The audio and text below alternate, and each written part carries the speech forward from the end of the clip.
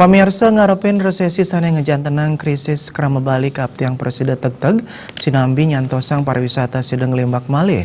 Tios punika sektor non formal kerama patut ketincapang pinake pengupaya nambakin resesi.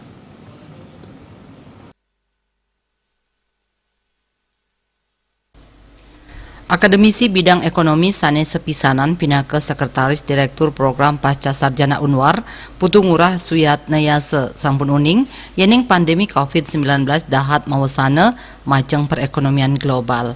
Pamakas ring Bali panglimbakan perekonomian negatif ring kuartal 1, 2, miwah 3. Pikobat puniki janten ngawinang resesi ring Bali. Ulung dasa persen pendapatan Bali masumber saking industri pariwisata. Santukan pariwisata macet, pertumbuhan ekonomi taler nemuang pikobat.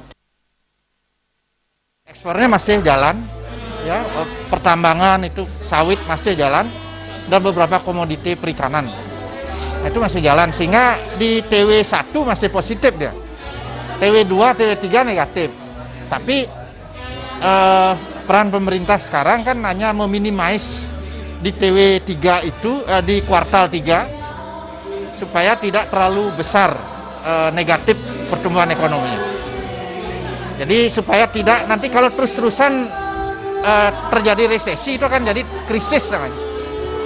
Nah, krisis itu akan jadi lebih besar, lebih kuat dampaknya terhadap pertumbuhan ekonomi.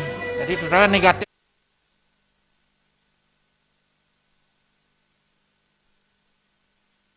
Usaha ngadepin resesi sane ngewatuang krisis masyarakat Bali mang dedeg-deg. Dunia usaha mang dengatur finansial nyane mang dan enten bangkrut.